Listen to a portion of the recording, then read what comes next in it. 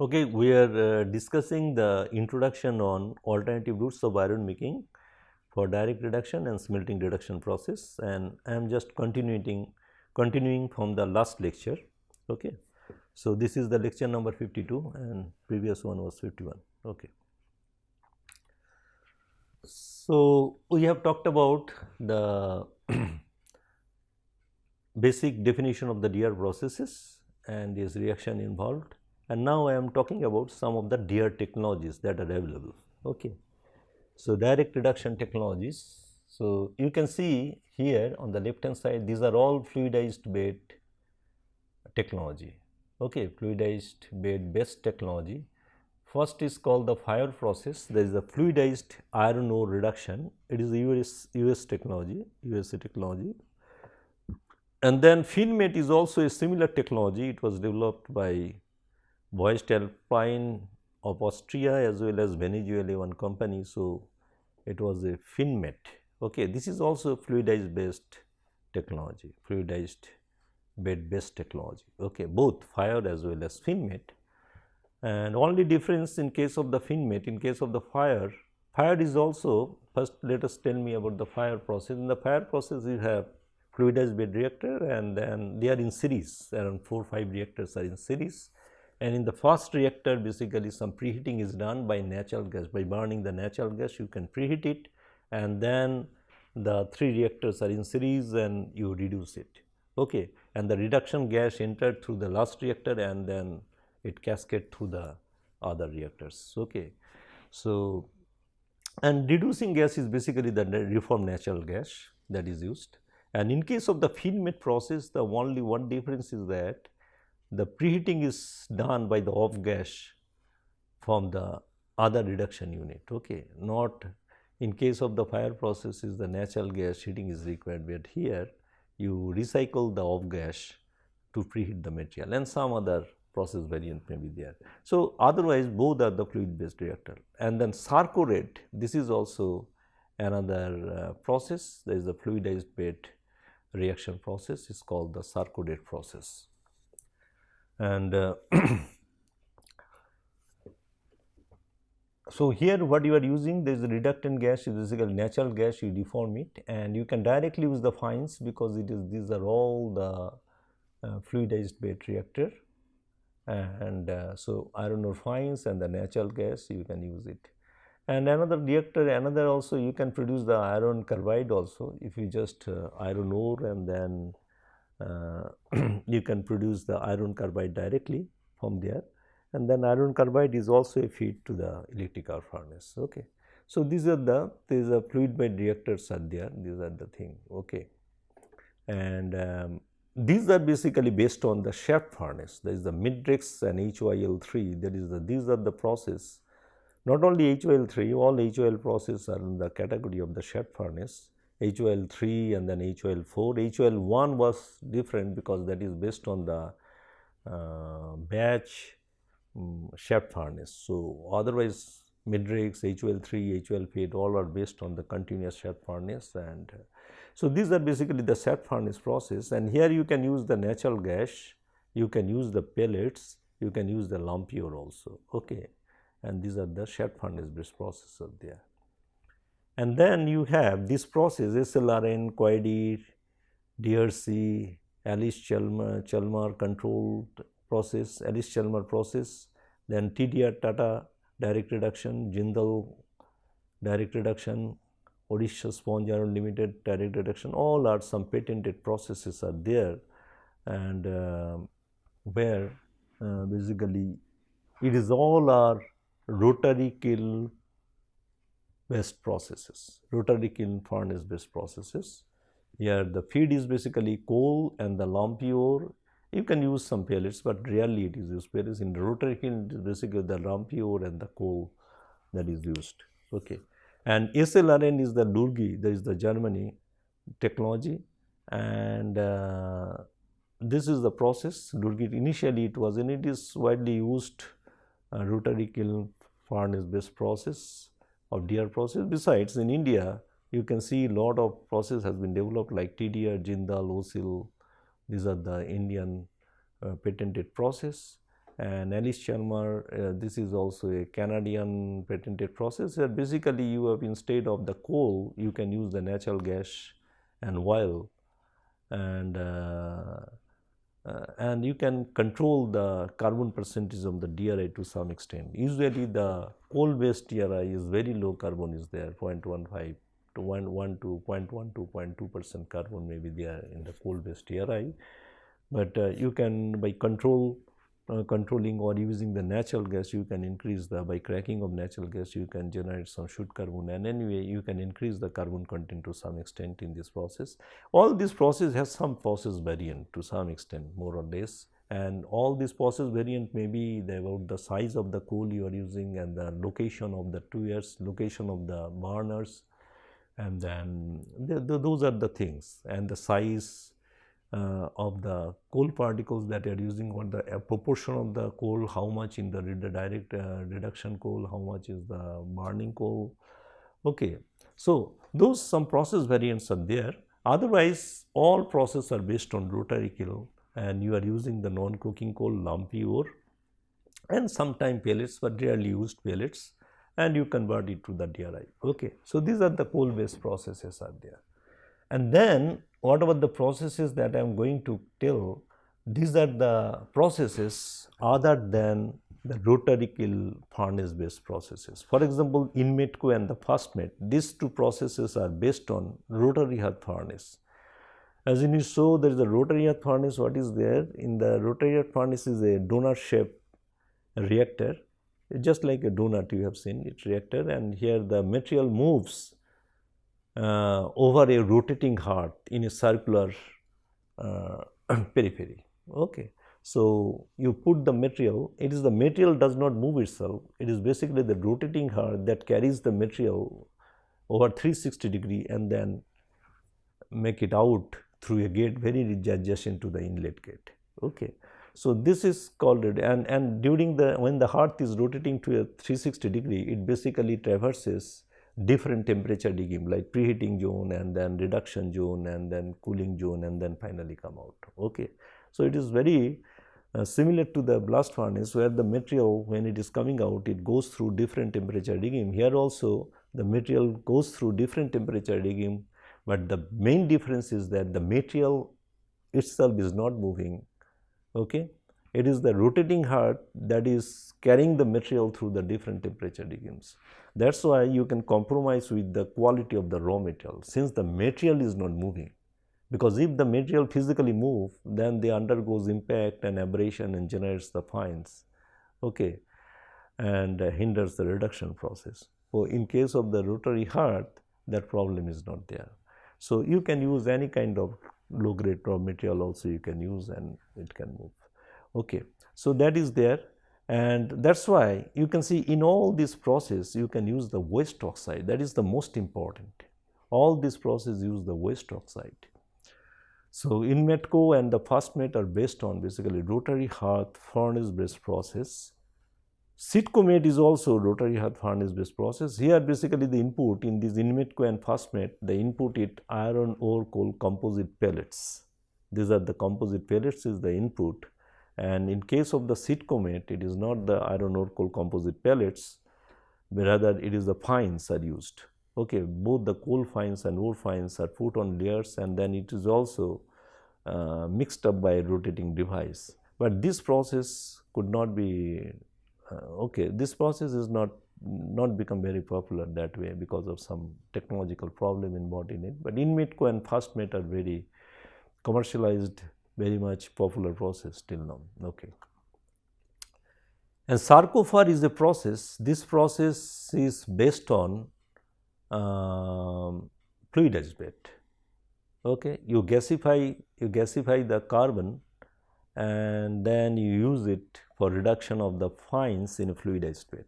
Okay. So, sarcophore process is basically based on, it is a coal based as well as fluidized bed based process. Okay. Sarcophore process, here basically use the coal and reduce the iron ore in a fluidized bed. Basically you gasify the coal there. So, this is the sarcophore process, and the Primus process, it is basically based on there is a multiple hearth furnace process. Multiple hearth furnace, you can see that is the form, number of hearth is used, and the multiple hearth furnace based process. Here it is also a coal based process. And so all these processes, basically finally what happens, the most interesting thing to see is that you can use the waste oxide, you can use the fine oats, you can use the coal in this process, non-coking coal you are using it, and you are producing what is called the low metallized solid. Basically in this process, since you are using the waste and all these things, here the idea is to metallize it, okay. So you can produce about 70% metallization, 70 to 80% metallization you can get out of it, okay. In this process, you are using the waste oxide, and also you are not keeping for a longer time. You are producing first and then getting the low metallized solid, and then what you are doing, basically you are melting in an submerged arc furnace, because it contains a lot of gangue material, okay, lot of gangue. So it will generate a lot of what is that called, that is your slag. So gangue has to be separated in the form of slag metal separation. A lot of slag will form. That's why it is better to use a submerged arc furnace, and then you can separate the gangue. So when you separate the gangue, and also during this process also you reduce to some extent, because a lot of, since it is 70% metallized, 70 to 80%, a lot of iron will be connected with the oxygen in the form of woodstite, FeO. So you reduce also using some coke, you can reduce those coal, some carbon, using some kind of carbon, you can reduce this FeO to FeO back to the iron, okay. So that's why you can, it will have some reducing atmosphere such that, and when you do that, some other impurity also will come into the liquid iron, and then whatever you produce, it is called the synthetic hot metal. So it is similar to the hot metal composition, and finally you can purify this hot metal into the electric arc furnace, okay. Or the coal based, gas based, there is the coal based rotary kiln furnace based process, and then product of this, product of shed furnace, product of fluidized bed, everything you can get it to the electric arc furnace and melt it. So, and also this thing, there is the, you can know there is the fluidized bed. What is the product is, all most of the cases they are briquettized, okay, they are briquettized, and then they are put into the electric arc furnace. And the one major difference between the fire, finmelt and the sarcodate process is that in case of the sarcodate process,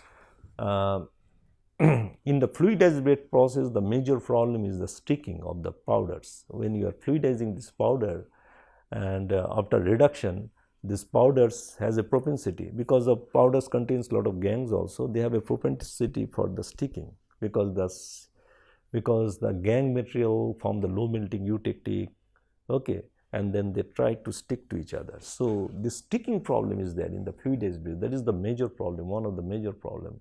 So this powder try to stick and agglomerate and then make a process problem. So sarcodate process, basically the major invention in the sarcodate process, so they do the reduction by reforming the natural gas to hydrogen. So this reduction is based on hydrogen only, not the CO comes into the picture. You take the natural gas and you reform it such that only you get the hydrogen, and then the reduction take place in the hydrogen atmosphere only. Hydrogen, with hydrogen you can reduce it at comparatively lower temperature, and as a result your sticking problem will be less. So this is the speciality of this sarcodate process.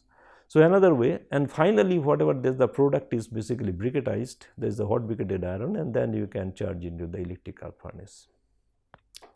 Also this is iron carbide is another process where basically you can reduce the iron ore in presence of hydrogen, okay, and and then you can make the iron carbide, CO gas also, CO hydrogen and CO deform natural gas, and then you can produce an iron carbide directly, and this iron carbide basically dissolve into the liquid iron. That is the advantage, okay, you do not have to melt it, basically dissolves. So iron, so that is the thing. So these are the different DR technologies that are available, okay. Now advantage and limitation of the DR process. So first of all, advantage if you see, no dependence on the coking coal, that is the major advantage.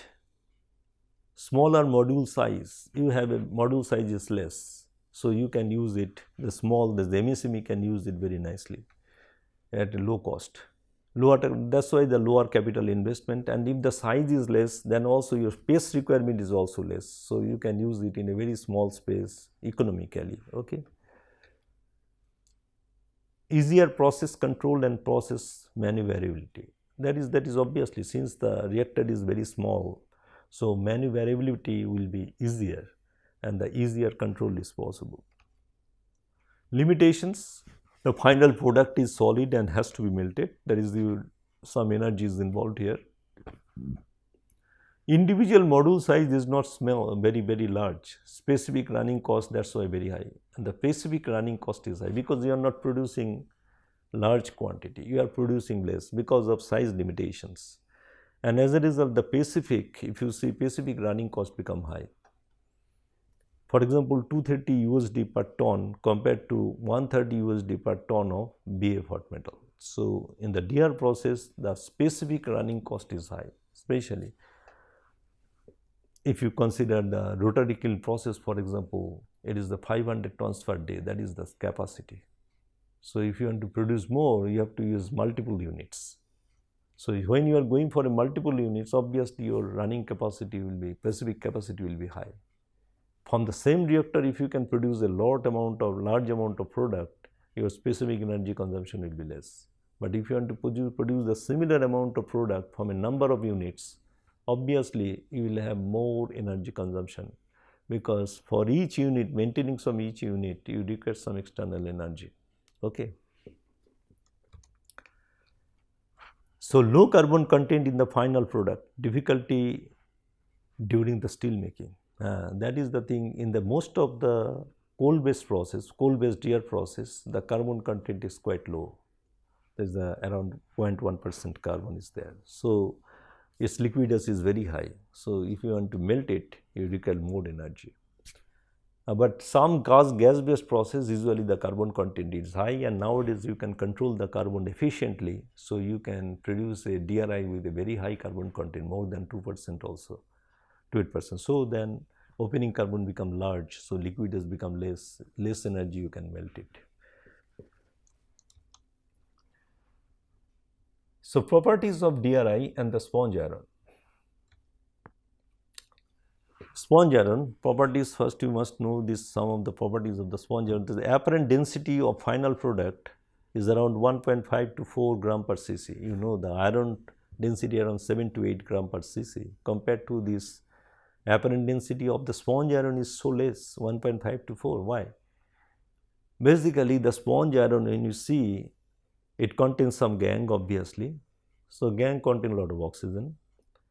And then also depending on the metallization, okay, so AFU will be there in the system. Suppose you have 80% metallization, so 20% iron will remain in the form of wustite, okay, that will be connected with the oxygen. So that oxygen also reduces the weight.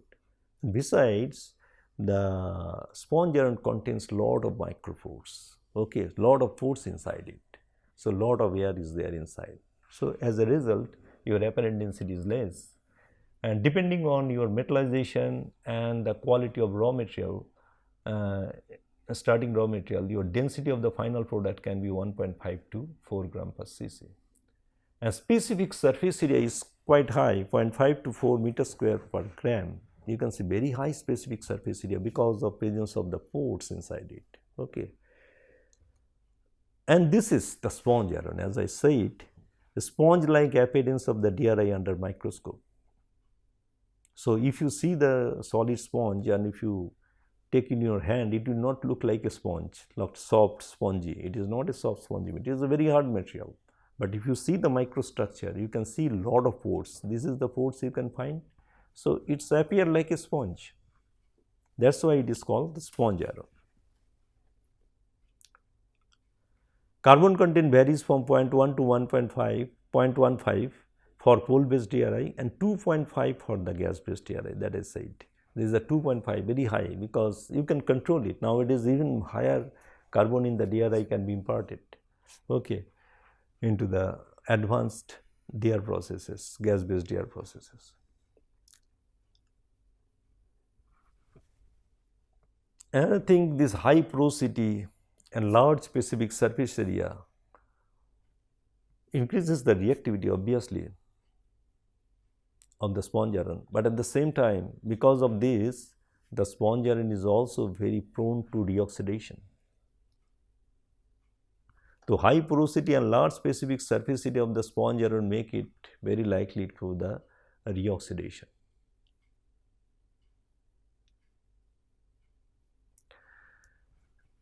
So, that is not good, because after metallized, if it get reoxidized, your yield will less.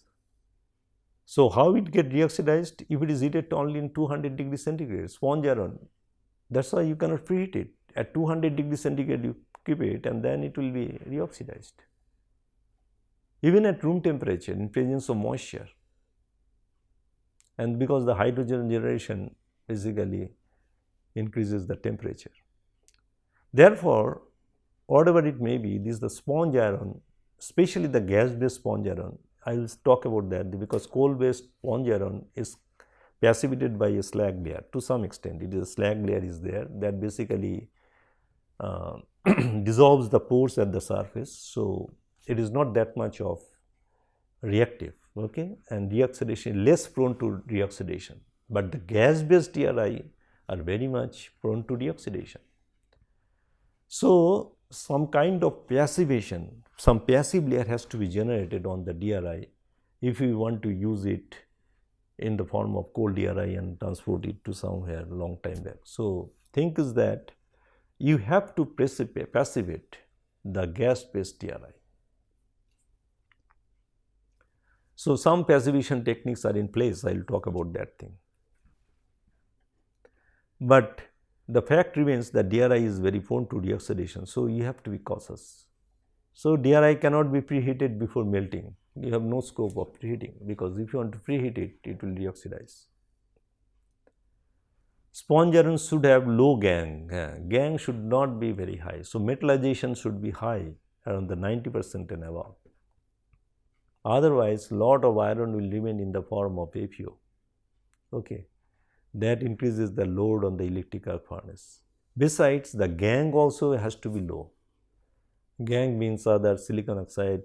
There is the ore gangue like oxide, like SiO2, P2O5, MnO, all these things, this gangue. That means that is the raw material, starting raw material should be of high grade, the less gangue. Okay. And also the metallization should be high.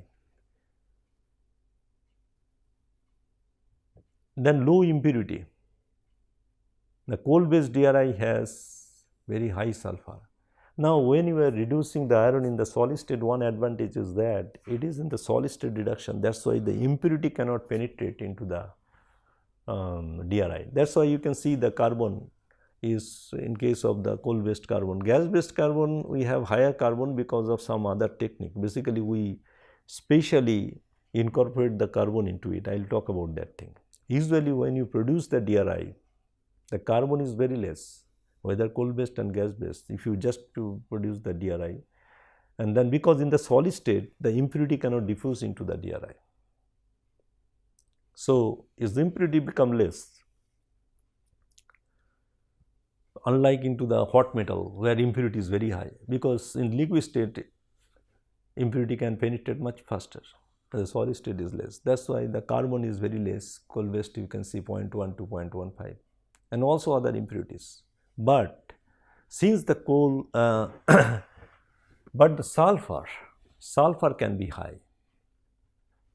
Sulfur high means sulfur basically in the 0.25, 0.06, that is also considered as a very high sulfur. That is why from that point of view, that is the coal based DRI contains lot of sulfur, because non-coking coal, there is those coal contains lot of sulfur, coal contains lot of sulfur. The sulfur get attached with the basically with the, if it cannot penetrate also inside, it get attached with the DRI, and when you are melting, then sulfur easily penetrate.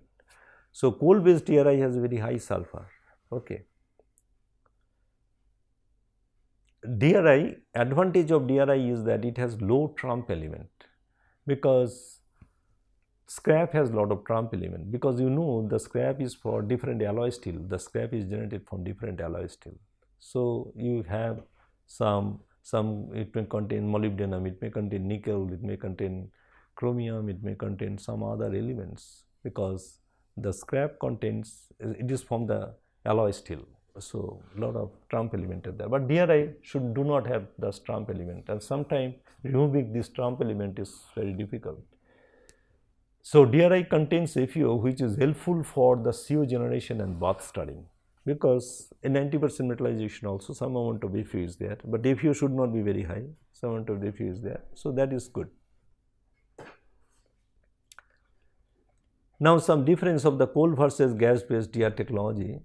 Gas based DR involves the gas solid reaction.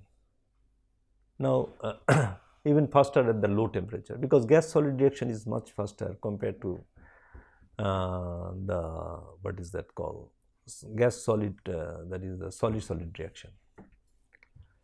But gas based reaction involve gas solid reaction, even the coal based also involve the gas solid reaction.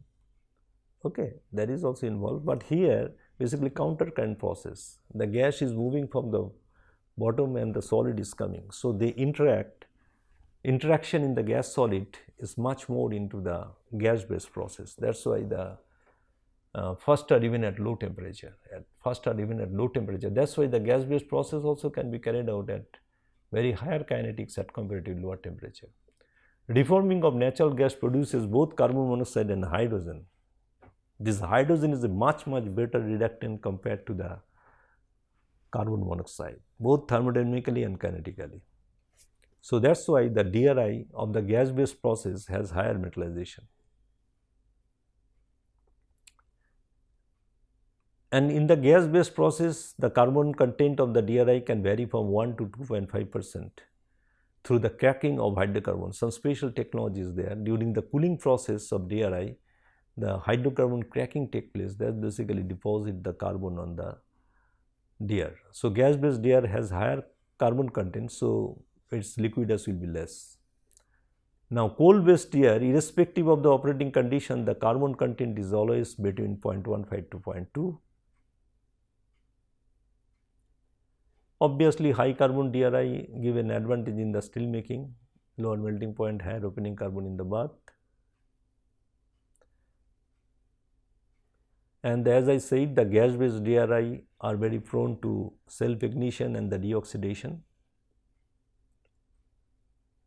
and the coal based DRI is protected by a slaggy layer outside, as I said. Coal based DRI plants are smaller in size, maximum 500 tons per day, rotary kiln, as I said, maximum capacity is 500 tons per day. So, lower capital investment, but specific investment is high, I have discussed already. And gas based technology are intrinsically cleaner. Coal based DR plants have to be contained with the fine coal and extensive waste disposal. And this is the typical analysis of the gas based and coal based process. You can see the metallic iron is higher in the gas based process, total metallic, that is the total iron is also high, and then metallic iron is high. The carbon is 1 to 2 compared to 0.1 to 0.3 in case of the coal based process. Sulfur you can see 0.02 to 0.05. In the coal based process it is little higher, because it is in direct contact, there is the DRI in direct contact with the coal. And you can see in the gas based process the sulfur is much less, 0.008 to 0.01. So, it is much less compared to the coal based process, because coal based process the DRI is in direct contact with the coal, there is a source of sulfur. And the phosphorus is more or less similar. The ratio between the metallic iron and the total iron, this ratio is called the metallization, and minimum acceptable is 88%. Metallization minimum should be 88%, otherwise large amount of iron will be connected with the oxygen in the form of wustite, and then that increases both the thermal and reduction load of the electric arc furnace, and sometimes it may not be economically viable. Use of sponge iron, you can use it in the electric arc furnace as substitutes for the scrap. You can use it into the basic oxygen furnace as coolant, induction furnace as a feedstock, and you can use the DRI less than 3 millimeter, very fine DRI you can use in the induction furnace. In the blast furnace as metallized iron to reduce the carbon load and the CO2 emission. Sometimes the DRI, if it is not of very high quality, the metallization is not very high, and if you have used a lot of waste material, as a result final metallization is not high, that DRI you can directly put it into the blast furnace, because in the blast furnace, since it is a metallized iron, it will reduce the coke rate and it will reduce the overall CO2 emission. You can use this ladle furnace as a trimming addition, because you are alloying it, so you have to dilute it, so you can use it the sponge iron there. Now, evolution of the share of the EF in the global steel production. Now, why I am directly coming to the electric arc furnace, because when I am producing the DRI, since it is solid, you have to melt it into the electric arc furnace. So, and percentage share of the electric furnace is increasing steadily. Why it is? Because the scrap, you can see any solid charge, now the tendency is there in the world, it is operating with the more of the solid charge. The scrap, DRI are increasing day by day, okay, because although in India we do not have much of scrap, because our per capita consumption is quite less, but the outside world per capita consumption of steel is very high. As a result, there is the end of life scrap generation is also very high. So, scrap generation is high, and also you have DRI production. So, as a result, solid metallics is increasing. Okay. If you increase the solid metallics, then you need a electric arc furnace, because in the BOF, basic oxygen furnace, it has a limitation of taking the solid charge as a coolant. There is the more than 25% it cannot take, but EF can take in any proportion. It can take hot metal, it can take scrap, it can take DRI in any proportion, because it has this external source of heating. So, if the solid charge goes beyond 50%, it is not a problem. So, since now the solid metallics are slowly increasing, okay, both the scrap as well as the DRI. So, electric arc furnace is also running very high, and now today around 50% of steel is produced by electric arc furnace, DRI scrap route, DRI and hot metal scrap route. Okay. If you see the share of different metallics as a percentage of the total, you can see hot metal is decreasing from 58 to 52% of the charge, okay, and the DRI and the hot briquetted iron, it has increased from 3.4 to 8.1% up to 2010. I have the data showing, but today it is further more. And recirculating scrap, that is means inside the plant that is generated, and this recirculating scrap is decreasing day by day, because of process advancement, the scrap generation within the plant is decreasing. So, 12 to 8 it has become, but collective scrap, that is the end of life scrap, that is increasing, that is after the, so it is increasing 24 to 31. There is more the per capita consumption of the steel, more will be this end of life scrap, that is expected. So, it is 24 to it has increased to 31%. Unlikely, but unfortunately in India, since our per capita consumption is less, and also we are not generating too much of scrap, okay. So, but the scrap is the future production of steel, because by the scrap melting you can minimize the energy, you can minimize the CO2 and everything. So, we have to go for that thing. So, you can see that is the solid metallics, you can see it is increasing, solid metallics is increasing, and the liquid charge, the liquid hot metal charge in the BF, or it is decreasing. In the steel making furnace, the proportion of the hot metal is decreasing 58 to 52, and every cases you can see the scrap and the DRI is increasing. So, and I will just, I have already given an introduction to the SR process, because while I discuss the SR process in detail, I will talk about that thing, but I will not go much into the introduction. The SR process I have already talked. In the SR process, initially the main idea was to melt everything into a reactor, such that we can get rid of all the irregularities that take place into the blast furnace. So, in a single reactor you melt everything, in the liquid state reduce and produce the hot metal. But later on, basically two-stage process also has come, but these are totally separated process. So, one is the reduction unit, another is the melting and gasifying unit, okay. So that is called the melter gasifier, and the reduction unit is called this two-stage process, and these are two are totally independently operated, and the off gas from the melter gasifier is used into the direct reduction process, and then that gas come out, and then that gas is also credit is very high because it is a very CO rich with lot of sensible heat as well as chemical heat. So it has to be used for downstream application as well as for power generation. Otherwise this process will not be very effective, because the smelting reduction process only problem is that the reactor wise you can use any non-coking coal, you can use, I am just coming to that thing. I'll talk about all these things, smelting reduction, so I am not going in this lecture. Lecture time is limited now.